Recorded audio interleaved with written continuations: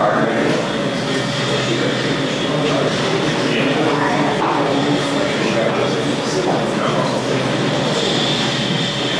everybody, how y'all doing?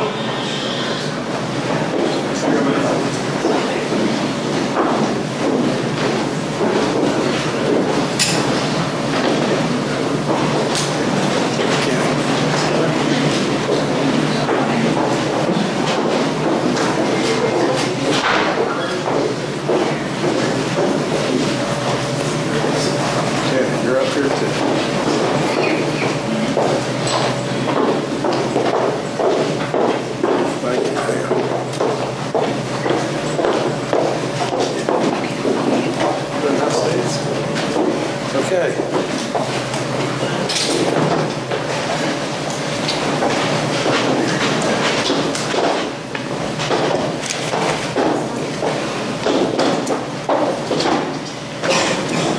Okay.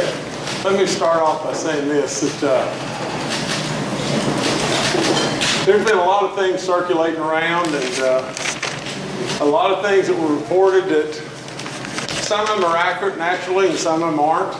But today I hope we'll be able to answer any questions that you may want to ask, and we'll answer them just as I've done in every time that I've ever answered a question. That's as honestly as I know how to answer it. Now, the primary subject is the flood relief, the flood victims, and any and all things that are related to rise or the flood. Now, let me take you back and make it just as simple could be from my standpoint.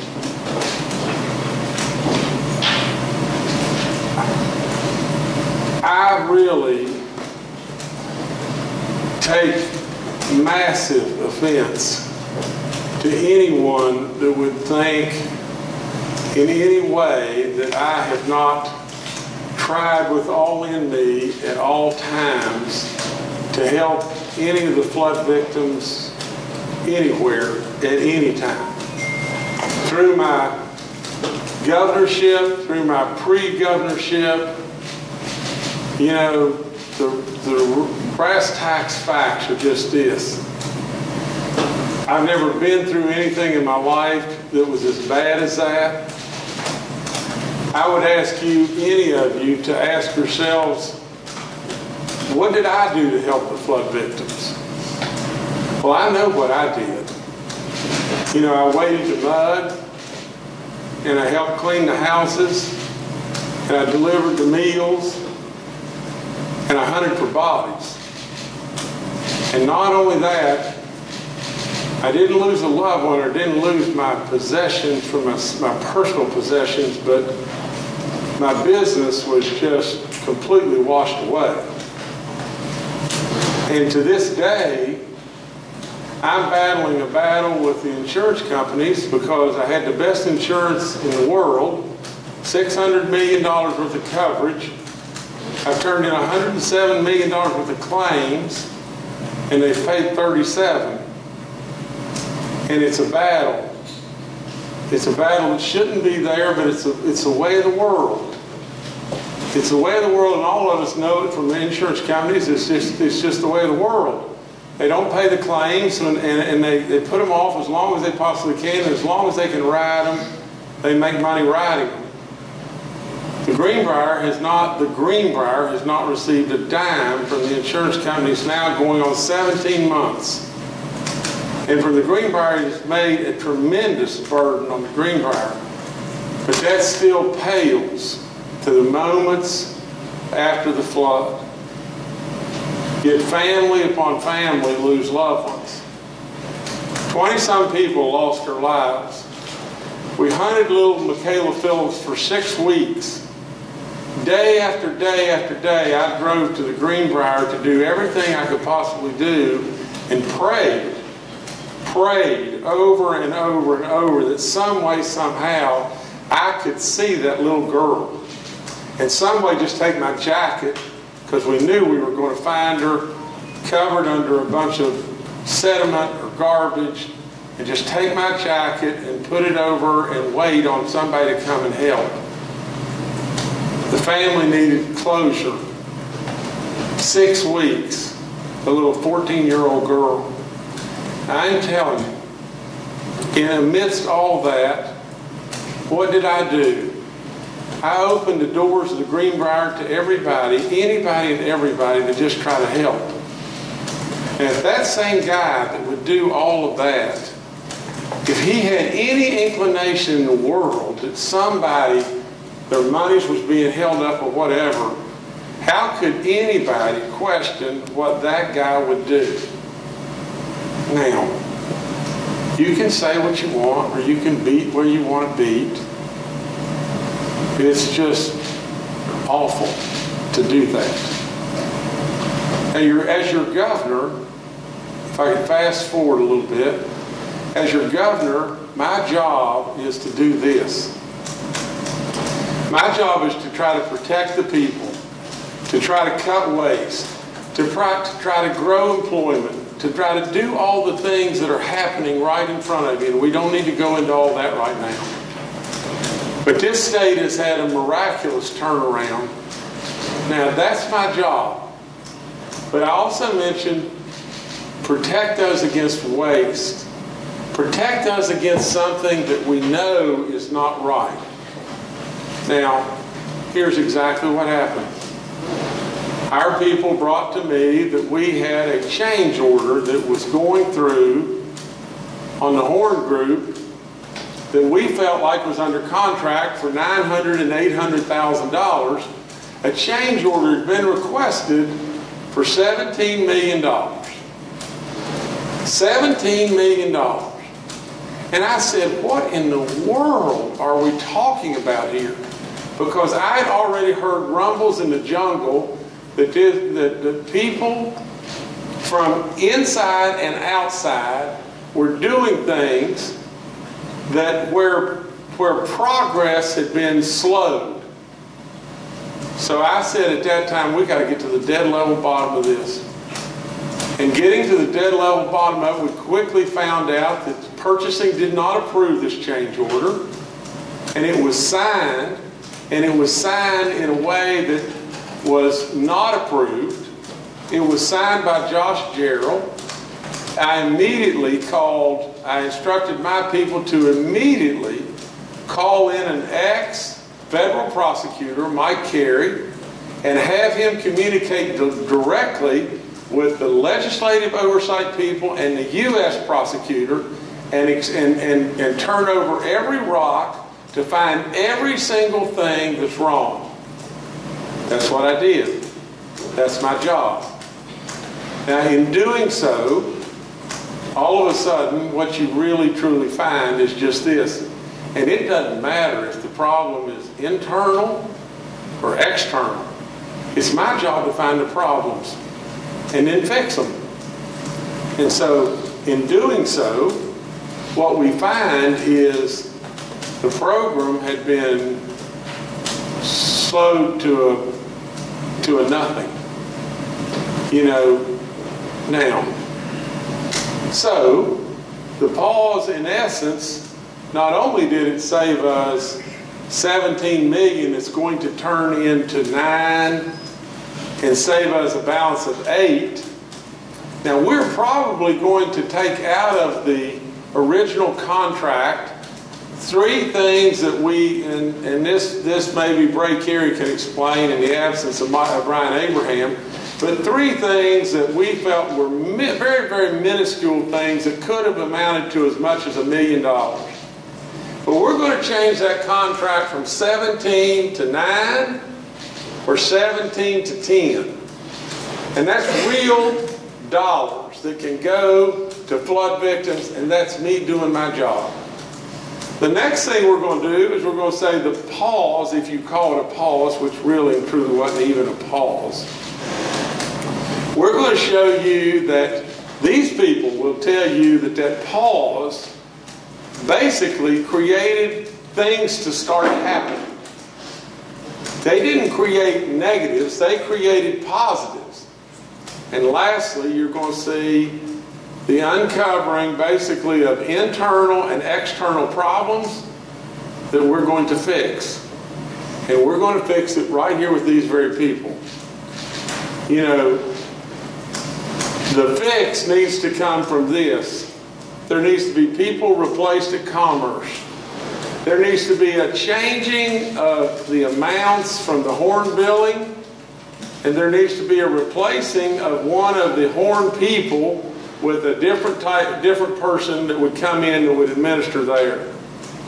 If we move off of horn, we slow the process down with HUD, and we don't want to do that. But basically, you're going to see external issues that we've uncovered and internal issues that we've uncovered. The internal issue, if it would be just this. There could very well be multiple people that we need to address and realign, if not replace. Now, in doing so, under Commerce, General Hoyer, I have asked him to fill in and take over all of the flood relief duties effective today. Now, and General Hoyer, along with these great people that are right here, along with our Commerce Department, and along with the realignment for the people of Horn, will take over today. Now, if we had not done that, and we've gone out and tried to realign our people of Commerce and look for somebody else, there'd be further delays.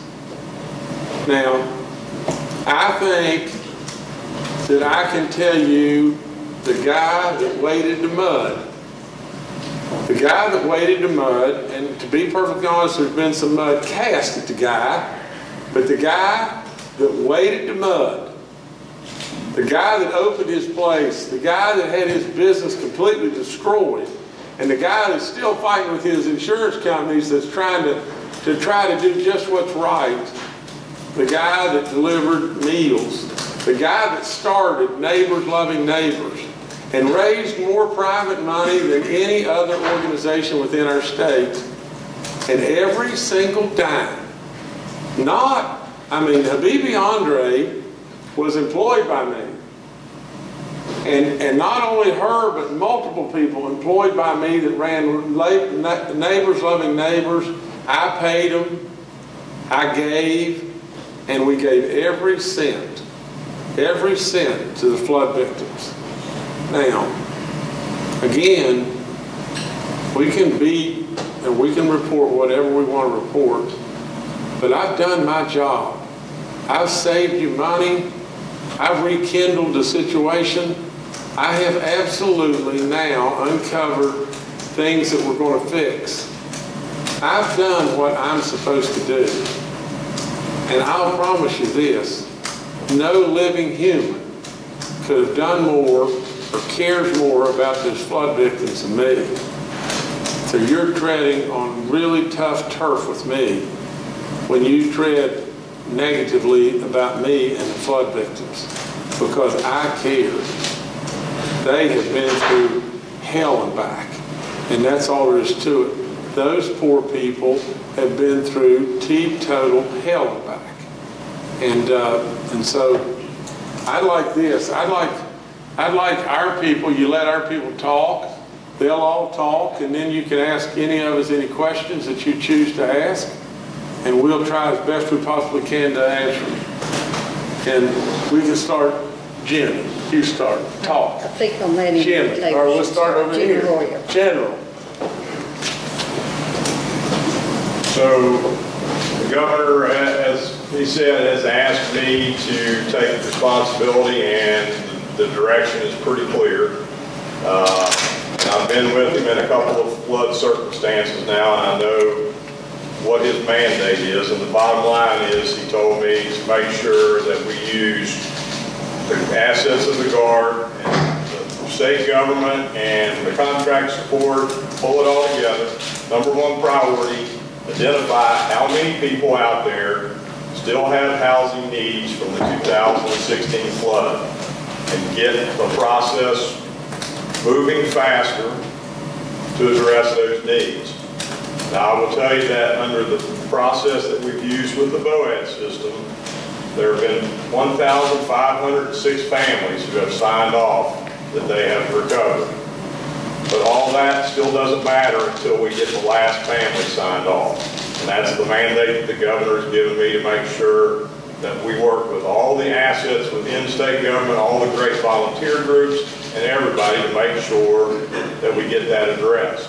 Once we get that, then we can move on to other forms of recovery that he's directed us to look at related to economic development, infrastructure, and other areas. But again, I would tell you that I spent last night with him. He looked me in the eye. I understand the mandate. It's to take care and make sure we identify the total number of families that still need support for 2016 and figure out how we get those families taken care of.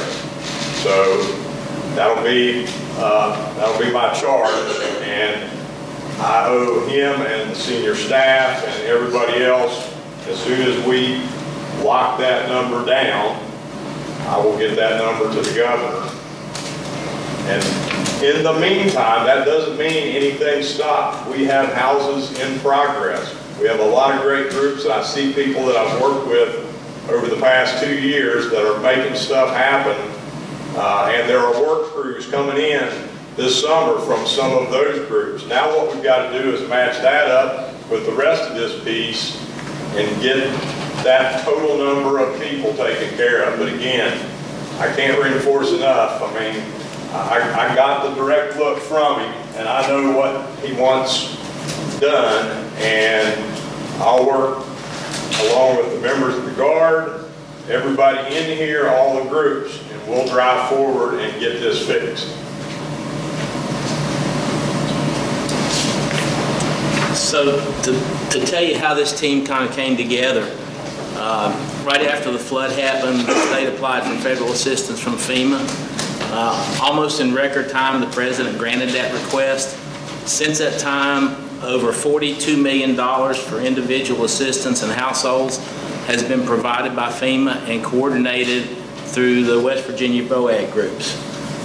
In 2014, when we rewrote the State Emergency Operation Plan, we tasked VOAD with the responsibility for helping with individual assistance and mass care.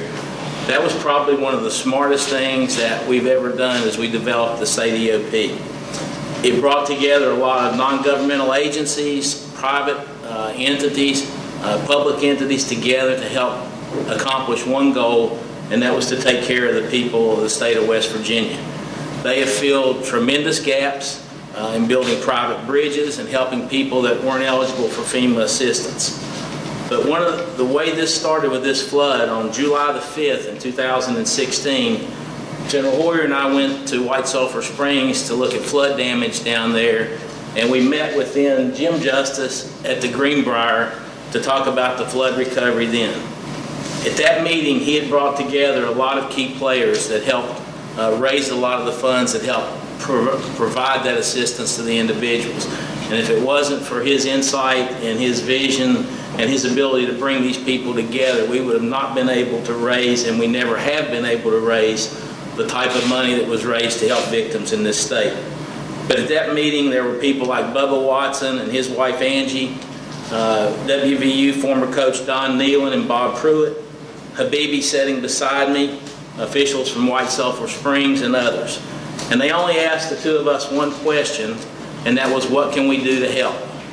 And so we started looking at how we could raise the money and how that money could be coordinated and used in the best fashion to help the victims that were impacted by this flood.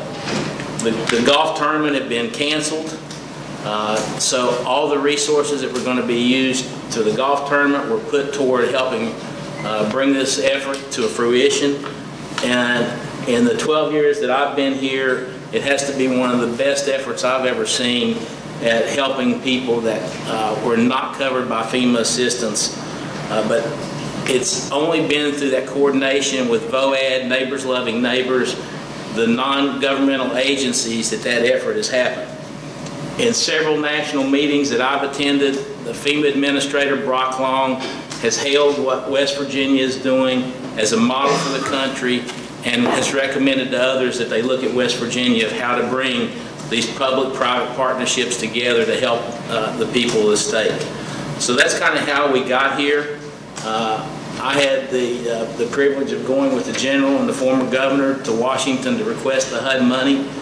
We had to make some real quick decisions and assumptions as to how much money was needed and what the needs were. That was done, and you know, we received the funds, and now we're looking at how we implement them. But we all understand what our mission is, and that's to take care of the people of this state. All right, good afternoon. My name's Habibi Mamone. I'm the Executive Tournament Director for the Greenbrier Classic. And I'm going to rewind a little bit prior to Governor Jim Justice being the governor, because I think it's very important for everyone in this room to know that not only did he open the doors of the Greenbrier, not only did we feed the flood survivors 3 meals a day, as well as feed the National Guard, and when they left, we gave them gift cards of $500 each to Walmart. This was all something that the governor did. This is Jim Justice who did this. Not only, I had the opportunity to get reimbursed by FEMA for the rooms and the food, and he wouldn't let me because of the goodness of his heart. So I just want to make sure everyone understands that. We also allowed FEMA to set up offices there. The American Red Cross set up offices there. And again, I had a full-time job as the tournament director, and it shifted quickly to the recovery efforts to be able to have the opportunity to run Neighbors Loving Neighbors. Not only were we the largest funder in the state of West Virginia, but we were also leading the efforts, and we were able to create the state unmet needs. And I see some familiar faces here, which I'm so happy to see today because they're very familiar with what that process is. And it was the opportunity to bring the long-term recovery committees that were in the remote areas that didn't have the resources like Neighbors Loving Neighbors had. And it brought in all the other organizations like the United Way, the Mennonites, United Methodist, Lutheran, all the organizations that had funding bring together, and we collaborated. We worked closely with General Hoyer under his guidance, with Jimmy Jeanette of Homeland Security, with West Virginia VOAD, and was able to collaborate a partnership unbelievable, unknown to every other state. And in fact, I want to add that it's being used and modeled in Houston, Texas. So we were able to do this because of Jim Justice, not the governor, but Jim Justice. And I just wanted to make sure everyone was very aware of that. So for anyone to have said that it was stalled, the project wasn't stalled. In fact, it brought up highlights to what was happening in our state and what was happening with the process. We had our first house built by Thanksgiving right after the flood, just a few months. We have, Neighbors Loving Neighbors has participated. We have built, purchased mobile homes, repaired homes, bought cars, bought appliances, bought furniture for over 750 families.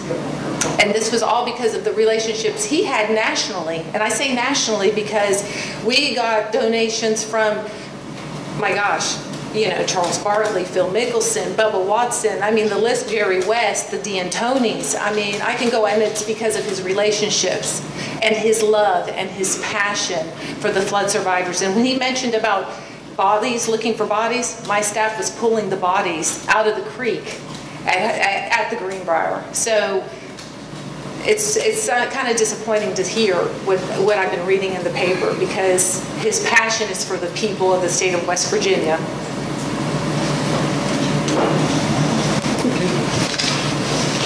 I'm Jenny Ganaway, and I'm the executive director of one of the best VOADs in the country. I think that the amount of work that the voluntary agencies has done over the past 2 years, we're going on 2 years this June, is phenomenal. When we look at over 1,500 homes that has been rebuilt or done major repairs to, and that's not including the families that only needed furniture to get back into their house. I think that when you look at what the voluntary agencies has been able to accomplish on donated dollars, which is over $28 million in services, that is great. And that says a lot for our state VOAD, and the collaboration that we have done within our state. I know a lot of people are very frustrated with how things have turned out with federal dollars that's came into our state. I'm frustrated. Our voluntary agencies are frustrated. But that frustration didn't start 2 months ago. Our frustration started last summer. It started when we were told hammers would be flying in August. They didn't. Then we were told it'd be going on in September. It didn't happen. October, it didn't happen. November. Here we are, June, after they did the Rise on the Road events in April of last year, and still very limited work has happened. So we feel that frustration. We know there's a lot of frustration out there, but we've been asked to be a part of the solution. We don't want to look backwards. We don't want to look back at the frustrations that everybody has had, but if we can be a part of a solution moving forward to get help to the families that we know still need help, families that we know are still sitting in hotels and we're paying the expense for them, families that are still living in unsanitary conditions, we want to be a part of that solution. But we do not want to be a part of a solution that's not going to move our state and these families forward. So I feel like with the voluntary agencies, and I see several of them sitting here looking at me, and I think their heads would nod, as long as it's a solution moving forward to get help to the families, we're on board with what the state wants to do, and we'll give General Hoyer our full support and do whatever it takes to get this moving. Thank you.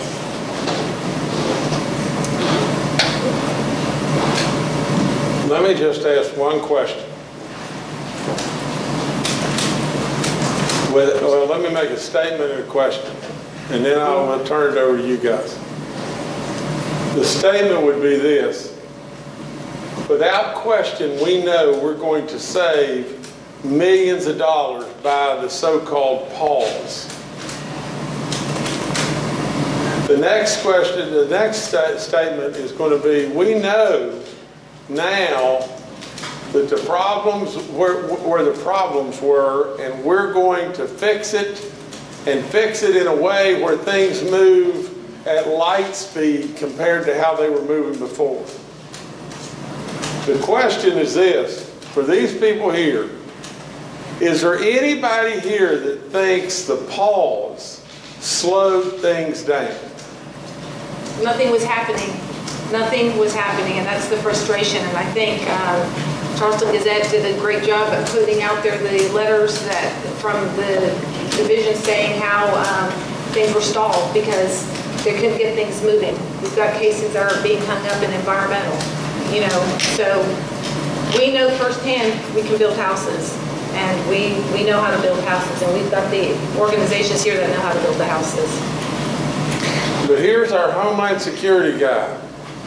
If I were to say to Jimmy, was the pause helpful or unhelpful as far as expediency? What would you say? By making sure that we're complying with all the grant terms for the HUD grants.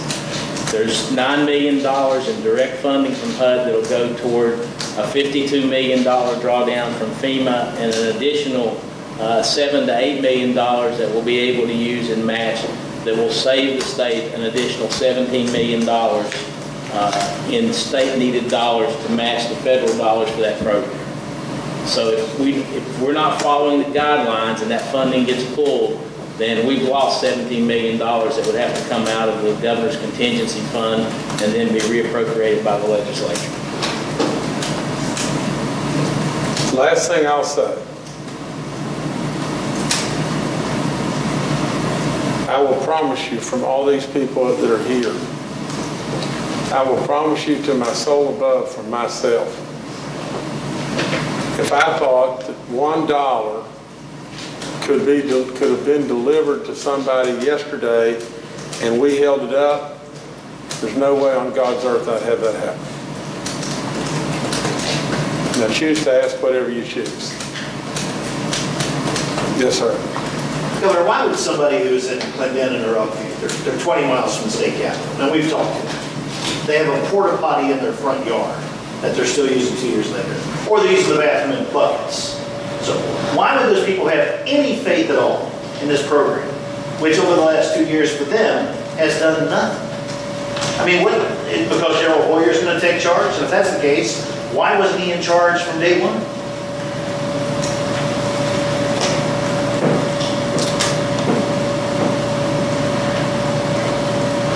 It's difficult for me to answer from the standpoint of Governor Tomlin put Commerce in charge of flood relief. Commerce, and through Commerce we had Horn that was heading up the flood relief. And these people took charge right on the front lines. And they did amazing, amazing work. Now, it's hard for me when I don't know about the person that's sitting, you know, in Clendenin with a porta potty in the front yard. Didn't take it. And if today, nothing would have been done, there would have been no pause, no nothing, where would we be right now? In all honesty, the person in Clendenin would be right there. None of us would probably be in this room, and none of us would really even hardly know, you know, of the shortcomings of the flood relief effort. None of us would really, if we told the truth, would probably even know of the outcries that are out there that are people that we should be taking care of. But as soon as we knew, we act. And that's what we did. That's exactly what we did. And that's what we'll do.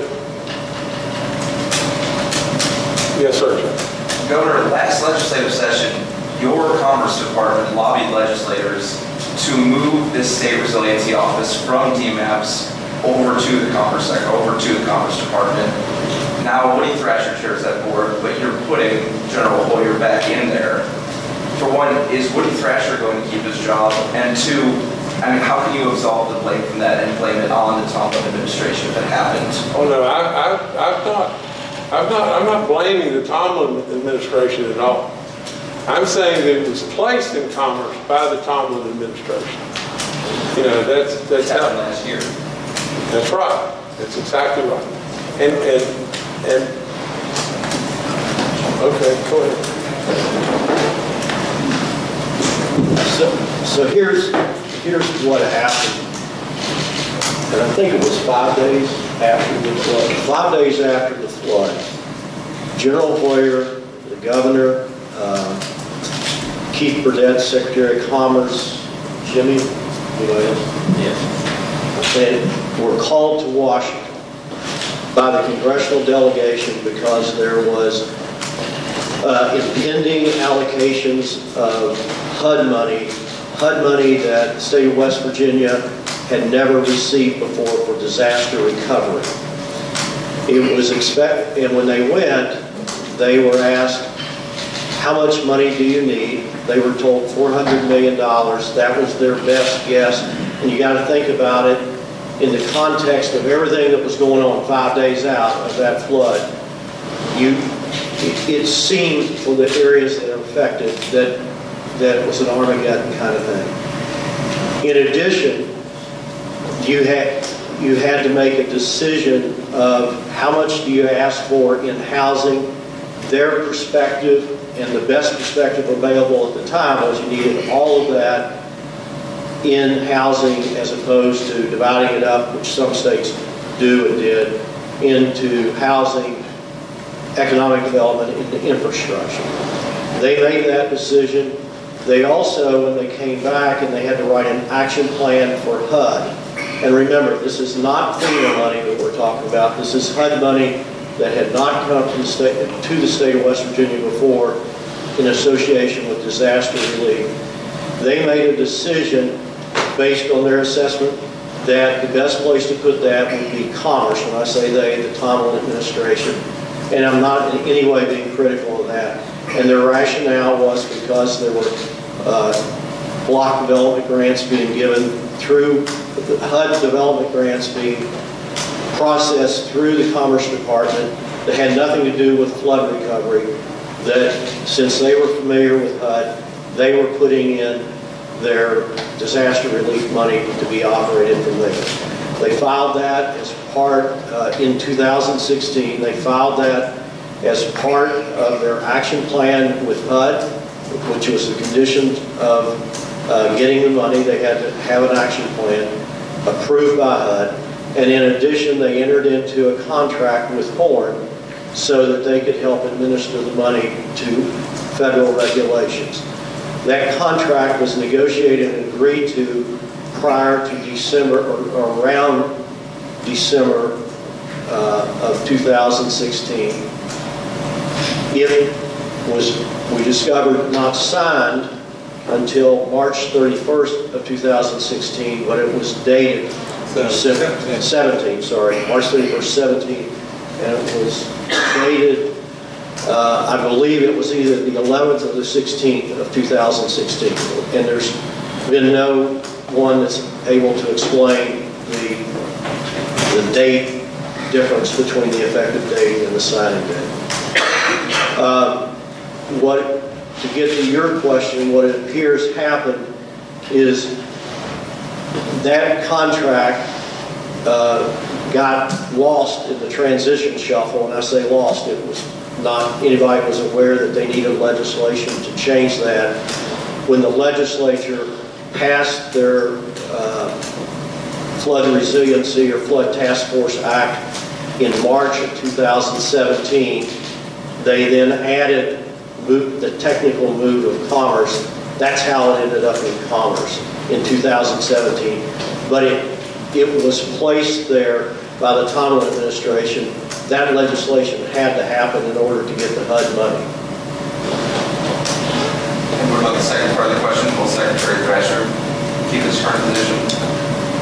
Let me just say this, that without any question whatsoever, there needs to be realignment within the Commerce Department. There absolutely are shortcomings and pitfalls that have happened within Commerce. No question. Now that we know what we know today. Also, there are pitfalls that have happened externally. And from that, we know we're going to save millions and millions of dollars from the pitfalls externally. In order to ensure that seamlessly we do not have further delays, that's why the general is being placed in charge today. If we don't watch out and we start trying to change horses in the middle of the stream with the external, with Horn, we're going to cause ourselves massive delays with HUD. If we don't watch out and we start trying to re-engineer this thing instantly without the general and these great people, you know, we're going to cause ourselves delays internally with Commerce as well. There's no question whatsoever that Commerce has dropped the ball. You know, there's no question whatsoever that we've dropped the ball externally. But the net of the whole thing is just this, is, you know, it would be easy to say if we had known. If we had known what we knew today, yeah, we would have probably moved much earlier. But thank God we know what we know today. Yes, sir. I have two more questions here. I don't know that I've really heard a diagnosis of what has happened with these long-term floods. Whether it is just a byproduct of bureaucracy being slow, or whether there were other things that came up, inertia or whatever the slow problem had. Secondly, Commerce is within your administration, you're describing just recently having learned of these problems. Shouldn't someone within the governor's office have been keeping tabs and say, where do we stand on this? What's coming along? Where are we going? Well, excuse me. I mean, Brad, there's no question that people within the governor's office should be staying in touch and knowing what's going on, and we felt like we were. And the dialogue we felt like was progress and everything. Now, tell me again the first part of your question, because I know what it is. It's just this, is the HUD dollars, the truth is the HUD dollars did not arrive. We couldn't spend the HUD dollars. We could not have spent the HUD dollars until after February the 23rd. So what was being told to people last summer, or Kenny, what was being told to the gentleman that was using a porta potty in his front yard last summer, and in all honesty, if I'd have known that the gentleman had a porta potty in his front yard, I would have taken care of it myself, but nevertheless, what was being told to these people last summer is, we're going to be building houses tomorrow. We're going to be doing this and this tomorrow. And the reality is, there was no hope that it could be done tomorrow, last summer, because the monies didn't even come until this February. And HUD, historically, and Woody Thrasher said it at a meeting in, I don't know, White Sulphur Springs or whatever, someone said, well, how fast will this all get repaired, or how fast will this get done? And he said it will be years, because that is the process. The bureaucratic process, it will be years. Now, and so the net of the whole thing is just that, is people were told stuff erroneously. I had no clue people were told stuff erroneously from either internal or internal or external. But the net of the whole thing is, no matter what we would have done, we would not have had the HUD money until February, no matter what we'd have done. Yes, ma'am. So is there anyone still within the Department of Commerce that will be working on RISE, or will it pretty much just be Horn reporting to General Hoyer? I think we'll have to kind of feel our way there, and General Hoyer will be working, with the Commerce people, but until we get the realignment in place, we want to move and get stuff going just as fast as we possibly can.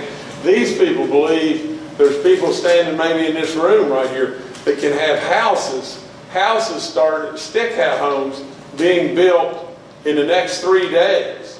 When I just think about it, think about just this. We had, as far as from the standpoint of Horn, or from the standpoint of what happened beyond the personal donations of the people, as I understand it, has there been one stick home been built? None. These people took care of, through the monies we raised, 1,560 people. From the standpoint of Horn and HUD and everybody else, and Mary Jo and all the different people in Commerce or whatever, none, zero, other than some mobile homes. These people believe with the General we can start building stick homes in 3 days. 3 days should be done. So do you anticipate using that $150 million from HUD pretty quickly to get these homes done? Absolutely. Yes, sir. In talking with people who've been dealing with RISE, they say they get on the phone with these agents who constantly change because of turnover in the program, that there's no sense of continuity. But they also said that they're dehumanized, that they're treated like criminals, that there's immediate suspicion on everything they say. So is RISE, are those foreign contractors that are handling the RISE calls that are coming in? Or are those state employees handling those calls to RISE that are coming in? And if they are handling people like that, how do we fix it? That doesn't seem a great way to go. No, listen, let me tell you, and Kenny, you know me as well as anybody in this room. If I have an employee and they could be terminated this very second if they have dehumanized or talked down to people, I myself would box up their stuff and run them out of the building. You know, if I could possibly do that in any way, if that's an employee of state government and I can run them out of this building, I would do it this very second. Now, if it's, I don't know if those are employees of ours or employees of FEMA or employees of RISE or HUD or... Tuesday, whoever's answering the phone at RISE. So who's doing that? That should be the Commerce Department. Well, then that's just absolutely beyond unacceptable.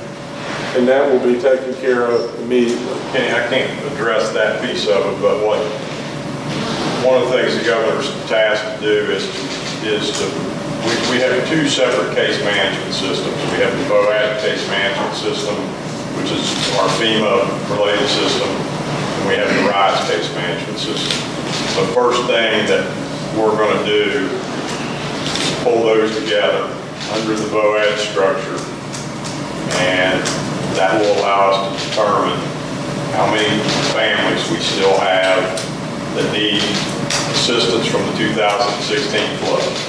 And so all I can say is that I believe that we will address some of those challenges that have occurred for people by getting that into one system. Hey, I would like to add something to what General Hoyer said about having one case management system. Because it is two separate grants, we would not be able to commingle grants, so it would still become two separate case management, but it would be ran along the lines of under one umbrella of the state VOAD. Therefore, we're not commingling, so I wanted to make sure that that was very clear, that it would be two separate grants, but under one umbrella so that they move forward in a rapid way. And I just want to add the benefits of doing this. It's going to allow us, because with this money we have, we can only build houses, but that doesn't make the family complete. They still need other things, such as appliances, furniture. So by bringing these cases to state unmet needs, these other volunteer organizations can assist with that and fill that gap. Go ahead. When do you expect the Commerce realignment to be finished? Well, is this afternoon fast enough? but I, you know, we're going to have to rely a little bit on the general. I've got my feelings about what I think should take place immediately, and the general knows those instructions. But we're going to depend on the general a little bit too. I will tell you just this is. Now that we have these people involved, instead of the people that were involved, you'll see light speed instead of a very, very slow process. Yes, sir. In November 2017, the Department of Commerce put out a news release that said 1,100 families have been helped by RISE already. Is that an accurate number? No. So would you concede that there's a problem when your Department of Commerce, which is under your executive branch, is putting out information that is, at least now we know, entirely inaccurate? I would say that is exactly right. Let me tell you this, there's 26,000, not to make any excuse whatsoever, I think there's 26,000 employees in the state. I could be wrong with that number. Is that right, Mike? I think maybe it's 36,000. I don't know, but it's thousands of employees, and so therefore, just like any administration on anything, there could be people that make mistakes, and could be people that put stuff out, and stuff falls through the cracks, but that is totally inaccurate. Totally inaccurate. Yes. So at this point, are you anticipating in the future to move the RISE program entirely out of Commerce, or is it still in the best place because of the grant funding, maybe with some sort of new leadership? If you're just asking my opinion is it was placed in Commerce by the Tomlin administration. I really believe that it is the best that it stay in Commerce because of all the grant funding, all the different things that need to happen there. but it sure as Dickens needs to be run a whole lot better than it's been run. Yes, sir. Governor, you mentioned waste and keeping track of money, and Mr. Tibet's going to be involved in this program, and legislative auditors just came out and said we can't find $250,000 worth of flood trailers that FEMA gave us. So I mean, how close of an eye are we going to be keeping on his department? I mean, you're going to be watching this. That's a significant amount of money that we just don't know where they are. So what safeguards are being put in place to make sure this $150 million just doesn't end up, well, we don't know where. Kenny, the best answer I could possibly give you is just this: there are really good people. There are really, really good people that have tried in their own way, at least if you listen to them, they've tried to do what's right, and they've tried to keep up with and everything else. It doesn't matter that, I don't know if they're for real or not, but they sure think they are. And if they think that they're doing a good job and they're not, we discover and we move forward. And we absolutely need to watch every time. To just be as honest as a human being could be, if it had not been brought to my attention that we had a change order for $17 million, we would absolutely not be where we are today in trying to revamp and change, because there could still be things falling through the cracks. And you can be critical of that if you choose to be critical, but I am telling you, people you place in charge to do certain things, and people that are giving you feedback that things are happening the way they should, and no outcry had come directly that I know of to our office from the guy in Clendenin that has the porta potty in his front yard. No outcries coming, and people are acting like that they're doing their jobs when they're not. Then if the $17 million doesn't come right into our face, in a lot of ways we may still be doing just what we've been doing. See, and now I knew all along how great this man and this man and this lady did. I knew that. But a lot of this was taken completely out of their hands. Am I not right? It was taken away from them and put into another bucket and said, this is how this has to be administered. Through this bucket, through a horn, and through a commerce department, and through a federal bucket. You see, our state has never received anything close to hundreds of millions of dollars of flood assistance. Nothing these people would all say, nothing to approach it. Nothing to even approach it. And so therefore, they go out in the wilderness and start telling people, we're going to start doing this next Thursday, we're going to start doing this then, and then everything. Lots of mistakes. Lots of mistakes. Yes, sir. There are things that I would have loved to explain over the last couple of weeks, including the $17 million and what was in question. I and some others in the media feel like we have struggled to have our questions recognized or answered. And beyond that, there are legislators who have expressed that same feeling. What would you like to do to improve the communications to the public through us? Let me address that point blank and say just this. I apologize to you. To tell you the truth, I've been trying to fix this for months. Our communications department, we have added people. We've added people upon people, and we've tried to address and tried to fix it. And I'm not throwing our people under the bus, because you got great people, but we're not doing our job. We're just plain not doing our job. We need to have a communications lines with you that is much, much, much improved than what it's been. Brad, you wrote an article the other day that said Justice owes $4 billion on the helicopter, situation and everything. And it looks like Justice is a bad guy, the worst guy in the world. Let me just tell you this. I don't know that we ever ever reported back to you. But just think about this for a second. We bought that helicopter in, I don't know, years and years ago, 2008. Bought it brand new, paid $6.5 million for it. Now things were really, really tough, so what we did we paid cash for it.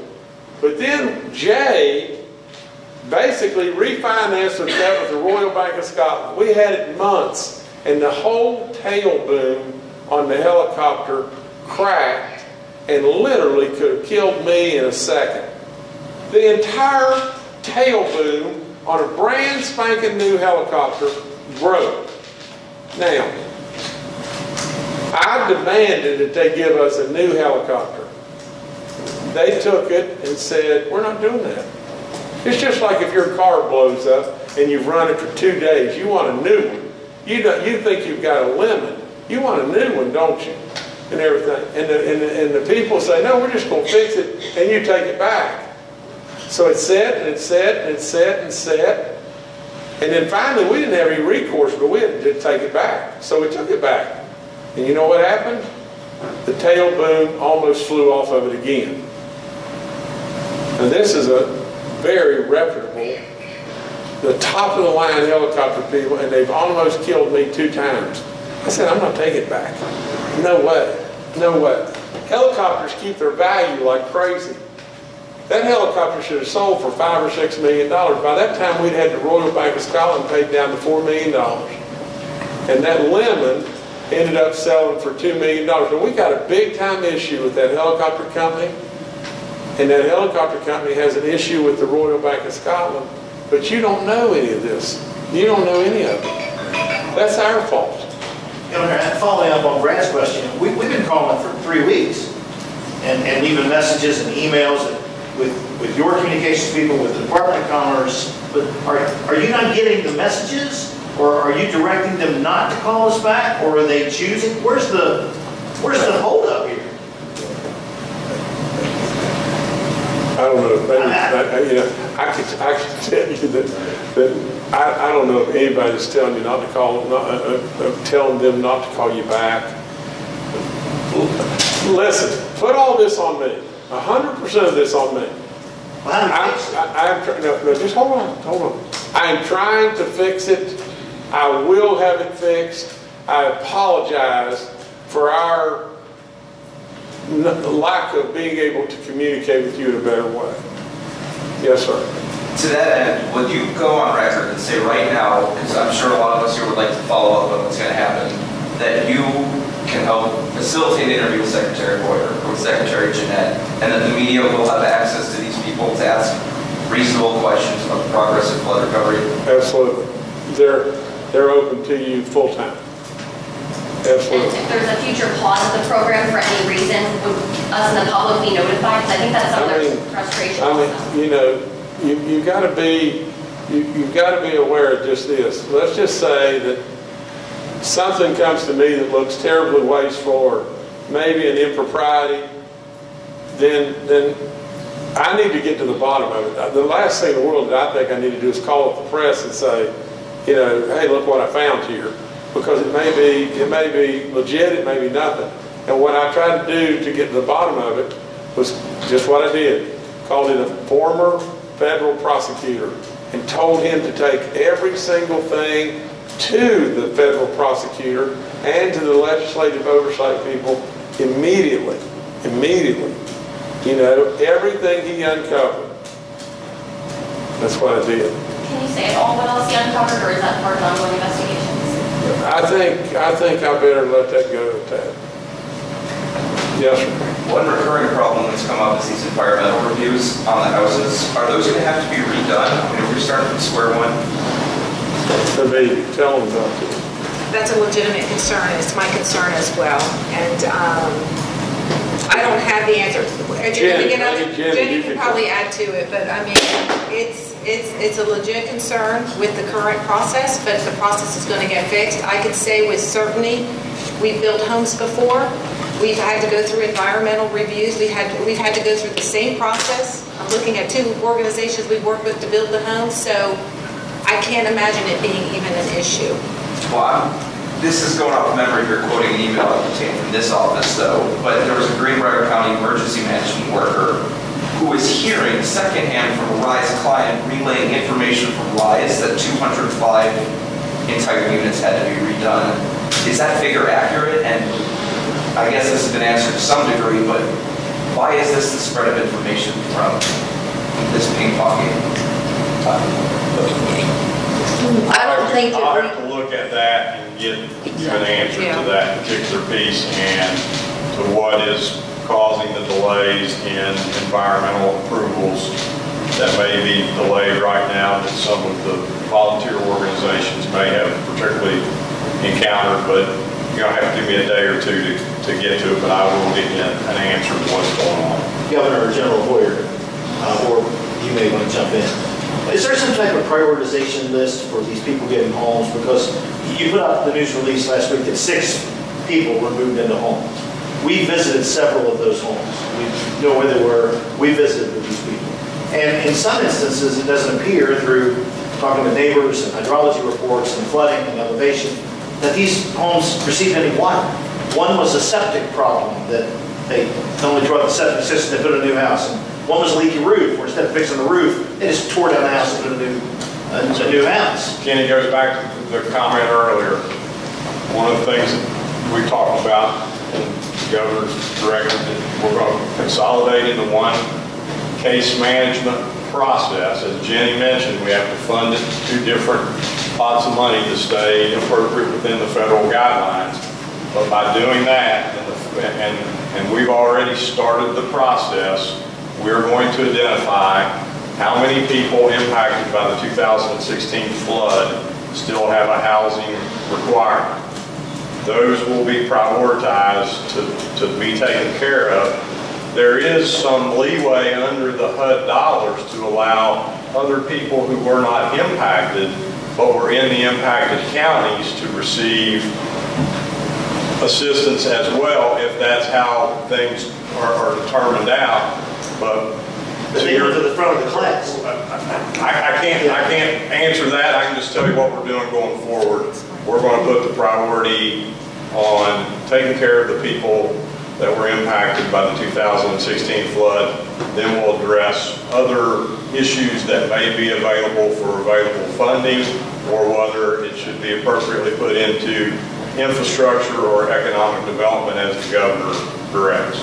And Kenny, I can assure you that under the VOAD umbrella, if we are doing the case management for that program, we do prioritize and we make sure that the most vulnerable population and the families living in terrible conditions are held first. How soon are people going to be able to start seeing all this action going on as far as money being spent to replace houses or whatever? Are we talking months, 3 months? I mean, how long do you feel it's going to take to? Well, let me just say that.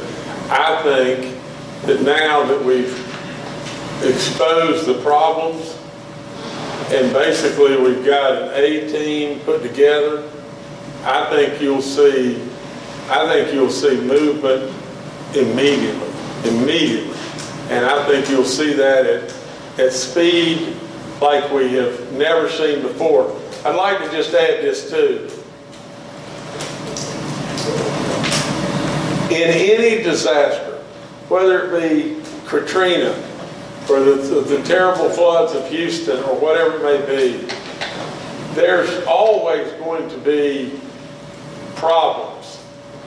But I can tell you just this, that I know the hearts, I know what these people can do. And some way along the way, we really lost our way. And we even lost our way to the point of just this, is, Kenny, you're right. We put out a press release that homes are on the way, homes are on the way. And you've got the guy down there in Clendenin that I promise you we'll see to that guy today, But you've got the guy in Clendenin, and here's a home that's taken to somebody that's got a septic tank problem. And we put out a press release like, look what we're doing. That's inexcusable. That's all there is to it. That's just That's just mismanagement and inexcusable. So you're going to see good stuff happen now. Yes, sir. Why did you bring in Mike Carey to investigate instead of the Attorney General? Well, we contacted the Attorney General, did we not? Or did we? Well, not the initial But investigation. Mike went to the, Oh, yeah. The Attorney General or the U.S. Attorney's attorney. He met with the U.S. Attorney for Southern West Virginia. Met with Mike Stewart. Was that before Mike Carey was hired? No, that's we hired Mike Carey to investigate, to find out if there was anything there. Right, and my question is, why wouldn't you bring in either the state attorney general or a U.S. attorney to investigate before going outside counsel? Is there any reason there? I don't believe the West Virginia Attorney General actually investigates crimes in our state. Not aware of it. And the U.S. attorney? Well, we didn't know if there was a crime. no, I mean, here's the thing. I know Mike Carey, and I know Mike Carey is a really fair and honest man. I didn't think that on day one what we should do is run every time that we think something could be wrong directly to the U.S. federal prosecutor. I thought, and not only that, since Mike Carey had been a former federal prosecutor, I felt like that his dialogue with the federal prosecutor would be the best course of action. I told my attorney, I instructed Brian Abraham, my counsel, we've left Brian out of this, but my counsel was involved immediately. I told my counsel to bring in Mike Carey, and from that, then they together go to the federal prosecutor and the legislative oversight people. I will promise you again, the very second that I find somebody that's trying to take something or do something that looks a little bit fishy, I'm not going to put up with it. I mean, that's why you can look as far as you want to look to try to find something that Jim Justice is doing for Jim Justice. You're not going to find it. You're just not going to find it.